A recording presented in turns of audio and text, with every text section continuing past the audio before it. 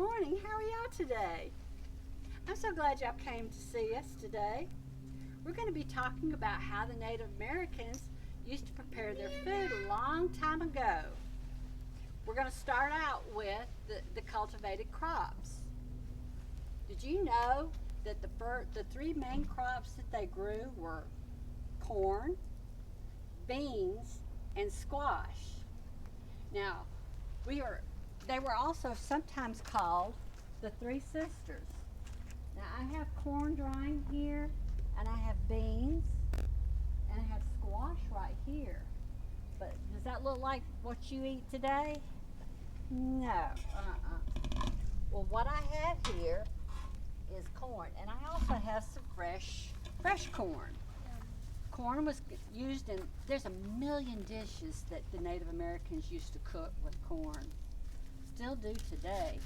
But does that look yummy? Do you eat corn? Yep. I like corn too. So this corn can be eaten fresh like this, or your mommy will take it and put it in a big pot of water and boil it. Do you like corn on the cob? Yeah, I like corn on the cob. Or sometimes she'll cut it off and make cream corn, or cut it off and use it in soups and stews. And sometimes she even puts it in bread. Have you ever had corn in your bread? Yeah.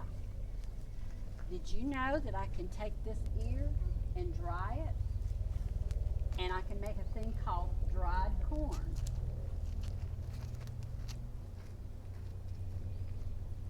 And I have dried green corn here. This is just this dried. Pretty cool. This way I can have fresh corn all year long. I can take this and I can put it back in a pot of hot water and boil it, and it'll puff up and it'll be just like I empty the can of corn right there into the pot. Okay? Now, field dried corn. Have you ever had cornbread? No. No? You've never had cornbread? I've had cornbread. I love cornbread.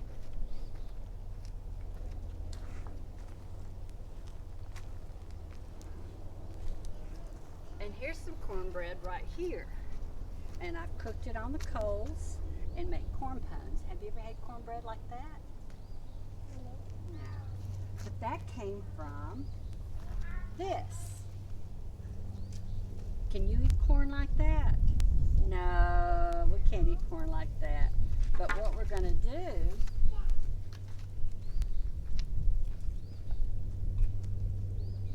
we're going to take the corn off the cob. And we're going to do it like this.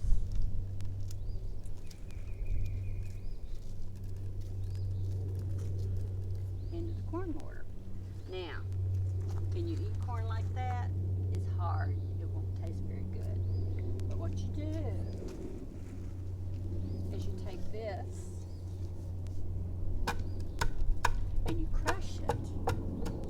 Now, whenever I'm beating it up, if you look inside, you'll see the tiny little pieces starting to crunch up. Yeah, it's starting to crunch up there. And it'll get powdery. Do you know what it does whenever it's powdery? It makes cornmeal. Pretty cool, huh? I've got some cornmeal right here. And I can make cornbread out of it. Now, another thing we can make out of it is a thing called hominy. And hominy is what I was fixing to cook over there in that great big pot. And that was a staple for many families during the day. Now also, what we have here is green beans. And you ever seen green beans like that before? Nope. No. But all those beans are is the green beans like I have here, and they've been dried. And why do I dry them? Why would I dry them? You don't know? Well, a long time ago we didn't have Walmart and we didn't have Winn-Dixie. So where would you go get food? You don't have any place to get it. So what you do is all during the year when everything's growing, you have to put it up for the winter time. So the way you put it up is you dry it and you keep it all winter long so that whenever it comes time to eat, you just take that and put it back in a pot of boiling water and rehydrate it, and then you'll have green beans again. Is that cool? That's pretty cool. Now another thing we have, this is dried squash or pumpkin. Did you know pumpkins and squash are the same thing? You did? Well, you're so smart. And I have a pumpkin here, and here's some different kinds of squash. These are varieties that were grown by the Native Americans, and they would eat them fresh, or they would dry them for winter use.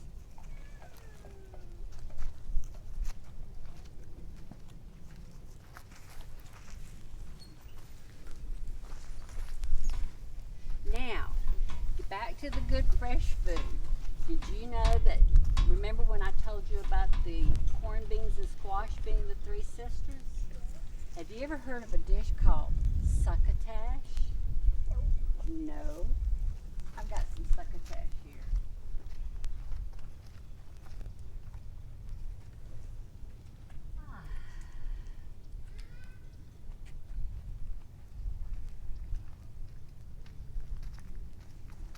So would you like to come eat with me? See? No. You want to eat it too? Okay.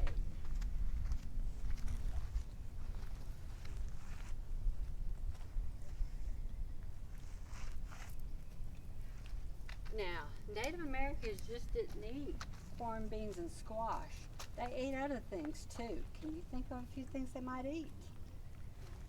What? Like peas. Yes. Eat peas. But I've got some things here that I recognize. Oh, I think tomatoes they eat. Well, these are Oh, strawberries. these are called tomatillos. That's the domesticated version. They ate things like these are the domesticated version of ground cherries. Also, do you know what that is? Blackberries. Yes, they ate blackberries in season. And what are these? Blueberries. Blueberries. And what's this thing? Strawberries. Strawberries. There's wild strawberries around.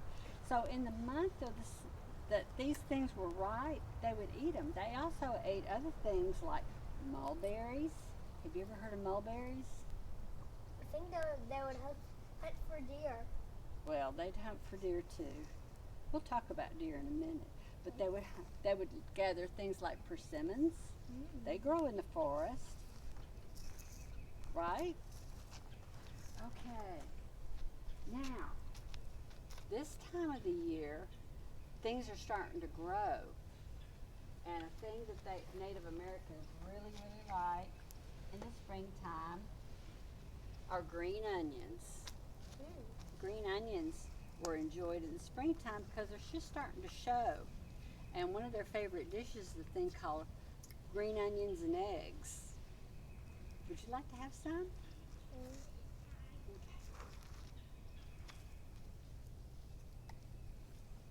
Now, I've got some other things here.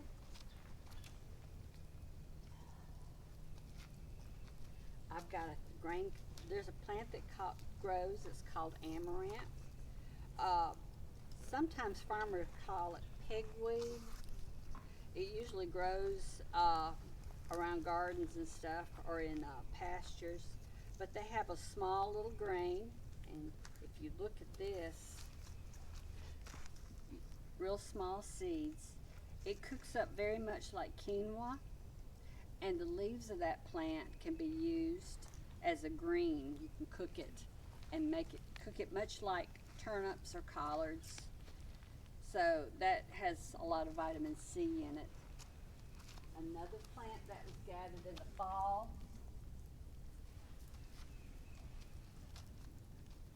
was sumac. Red sumac was used as a drink. It's high in vitamin C.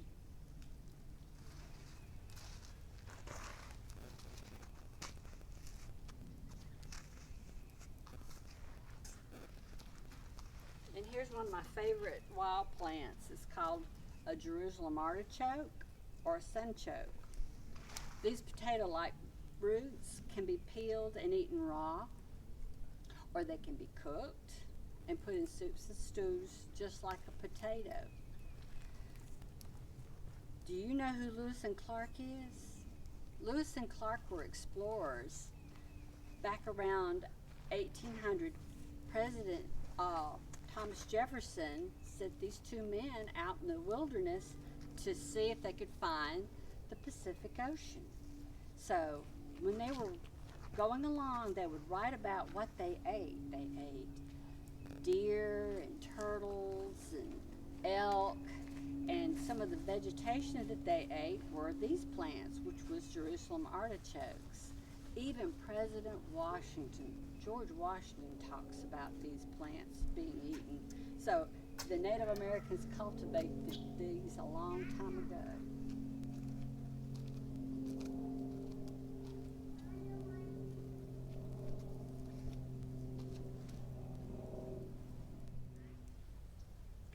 Now we're going to talk a little bit about wild gathered foods that were gathered from trees, like nuts. There were several varieties of nuts that they gathered. One of the most popular ones was the hickory nut.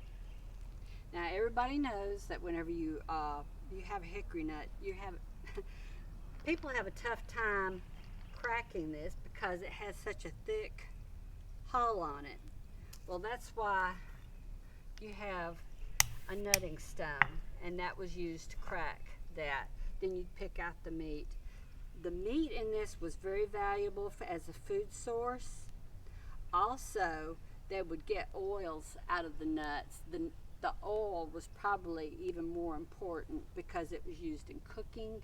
The diet was very lean and did not have a lot of fat in it, so this is the way they could get fat in their diet. The oil was also used as a medicine too, and putting in their hair and everything.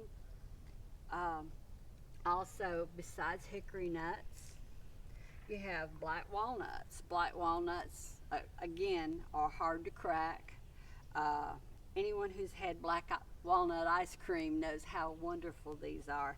But the oils in this was also important. Another little unsung hero here is the acorn. A lot of people hear about acorn bread, but the acorns were cracked, and I'm going to show you. You take the acorn and just pop it and just shell it. Now the meat was taken and put in water and soaked, so it would soak out the acids that are in the nut itself. And once you got all the acids soaked out, and that's tannin, tannic acid, which makes it bitter. It ain't going to harm you, but it does make it bitter. So the nuts themselves, after they were soaked and the tannin removed from them, were used as like beans in soups, or you could grind it down into a flour and make acorn bread. So they were very, very useful. These happen to be white oak acorns. And another one that we don't see on the American landscape very much anymore is the American chestnut. The American chestnut used to be one of the most prolific trees here in the Southeast until about 1900. There was a blight that came in through New York on a Chinese chestnut tree. See, the Chinese have always been giving us things. The blight spread through the United States. There are still some small old stand groves west of the Rockies, still not very many. Most of the American chestnut trees that we have east of the Mississippi are all but gone. But this used to be a very, very important foodstuff for the native peoples. You can eat it, make bread out of it, use it in soup and everything.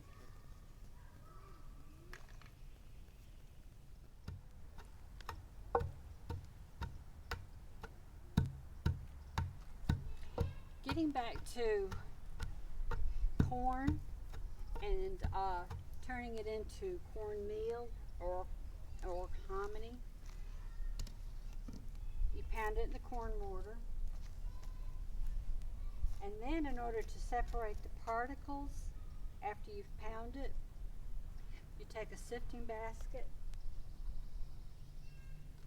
and you put it in there, and then you sift out the big particles. So all you have is mainly the cornmeal. Dump. If you want to keep pounding, you just dump the bigger particles back in there and keep going. This is something that would be done by the younger women and the girls. They'd pound out enough corn for that day's use, and then you make your cornbread. Now, speaking of cornbread, we're talking about need things like salt to go into the cornmeal, and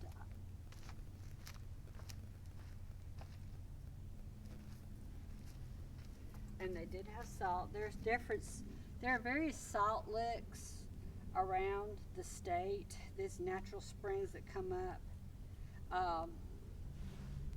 Also, they would go to the coast and take seawater and put it in pans and let the water evaporate, and it would leave behind the salt. So salt was very important, labor intensive, as much sought after. No wonder it was very valuable. We also used salt as a trade item. It was a form of currency.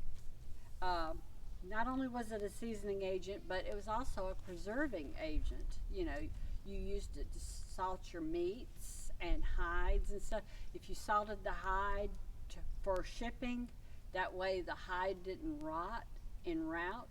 Also with your meats, if you used salt in your meat and then you smoked it, it would preserve it for the year. So it was a very, very valuable item for the frontier at that time. Okay, we're talking about corn. Those larger particles that were cracked, we're using them as hominy, and you put it back in the water.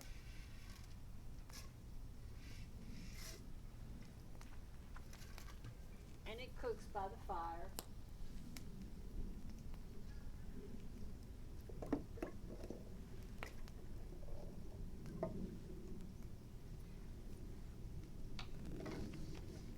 And if you look at this is a softy pot.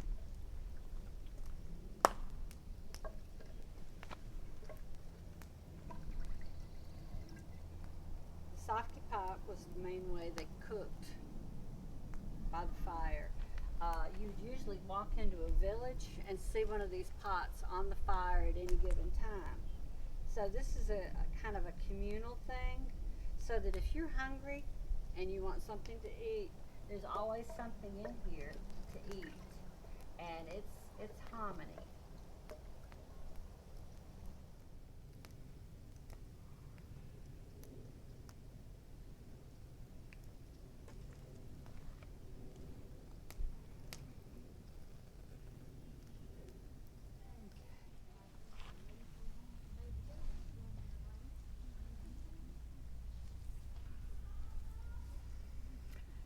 The Native Americans also supplemented their foodstuffs by hunting deer, rabbits, turkey, other wild games such as duck and geese. They were all hunted and used as food sources. The deer was especially important because many things could be gotten through trade by hunting deer, mainly the hides, because there was a large trade early on with the Europeans for the valuable deer hides. They were being shipped to Europe and used for parchment paper, gloves, aprons, all that kind of thing. Um, right here I have a small deer hide, and you can see it's been scraped and still has hair on. Well, it could be shipped like this to Europe, or it could be finished on out. And here's a hide that's been scraped and dehaired, so you have a nice toothed surface. From here it's called rawhide, and many uses for rawhide would be things like drum heads, bindings, actually the old parchment paper used to be toothed surfaces of leather.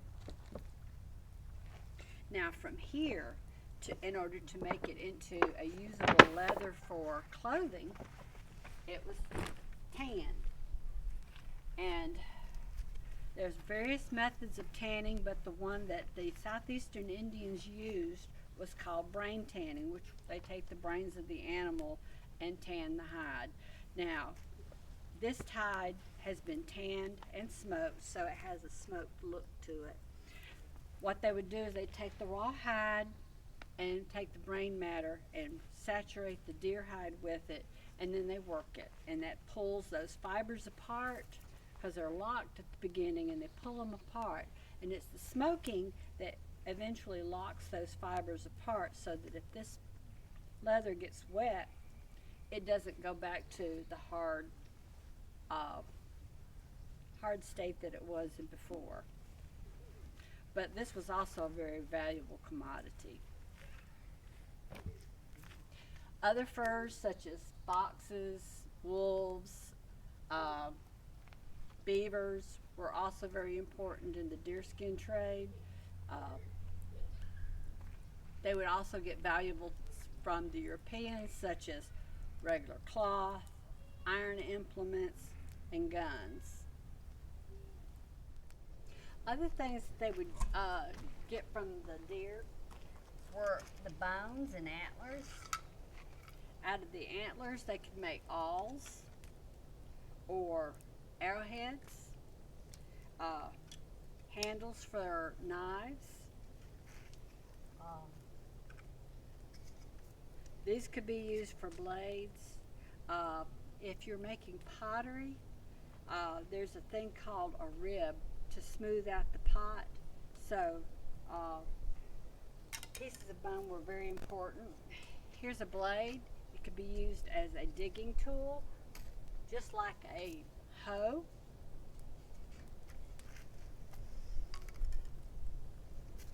And here's the jawbone of a deer. You would use this whenever you would take corn off the cob. So it's a grating tool. Also, small splinters of bone.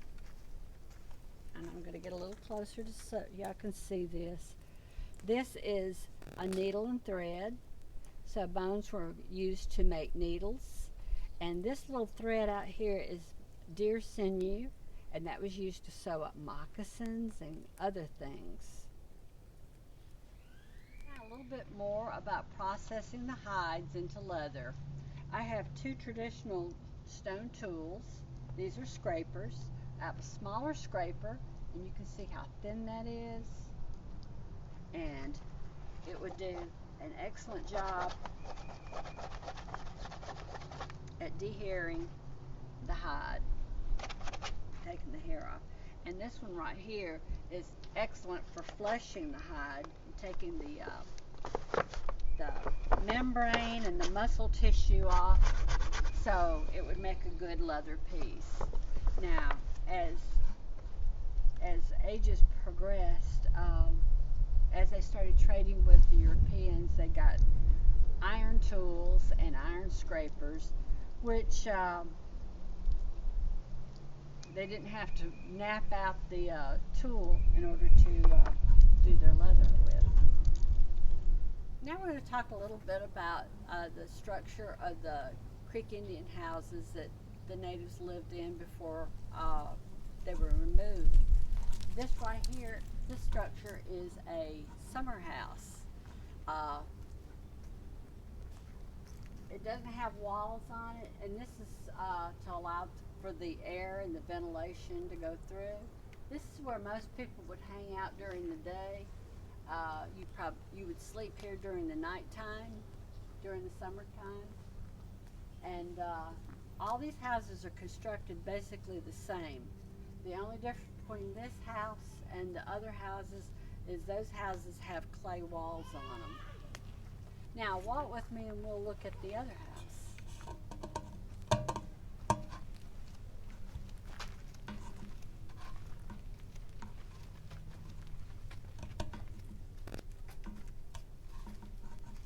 And this is the winter house, and as you can see, it has walls on it.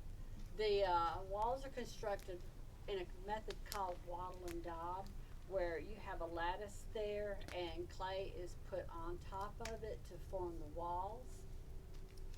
If you was to go inside that door, you would see a depression in the floor. That's the hearth, and that's where you would build a fire during the winter time to keep that little house warm.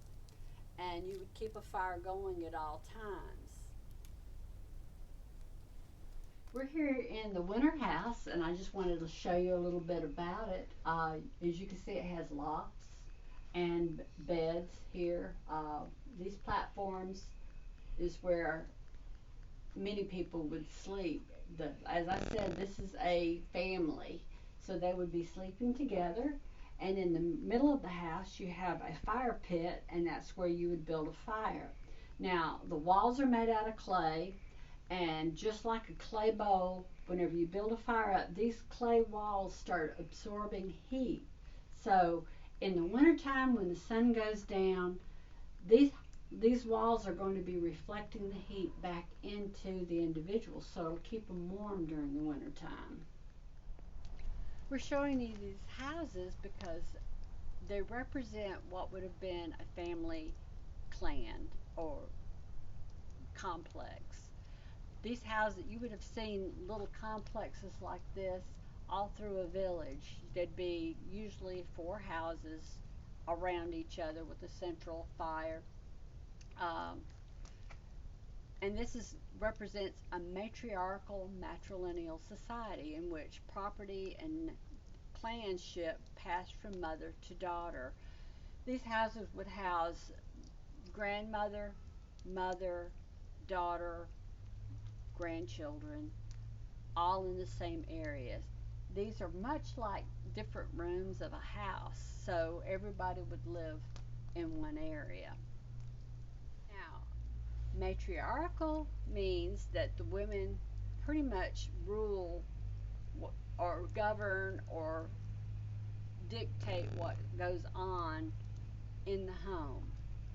Now, matrilineal means that these houses are passed from mother to daughter for generation upon generation. So if I'm a Wing clan or Bird clan or Cougar clan, that means my mother's the same clan as me, and whatever clan my grandmother was and my mother was, I'm going to be that same clan too.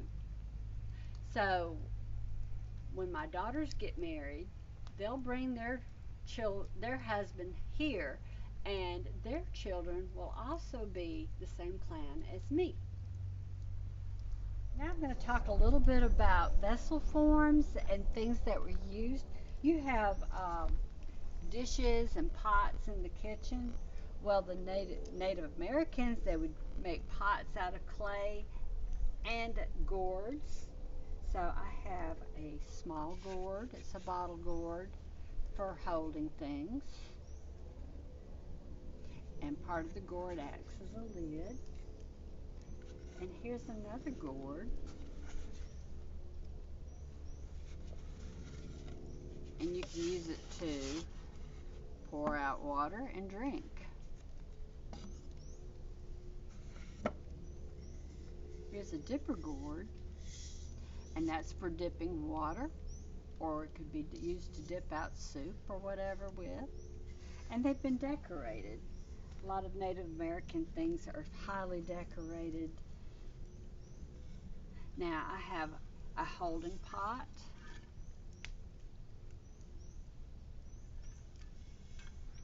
And here is a water jug.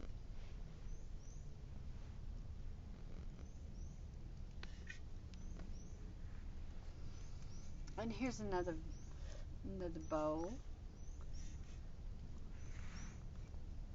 And there's another bowl.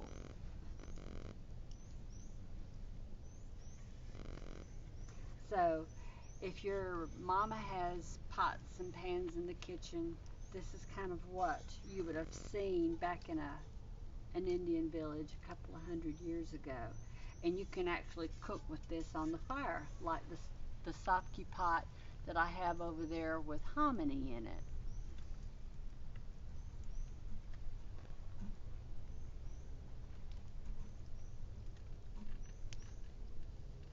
Now, we're going to talk a little bit about baskets. The Native Americans also employed baskets.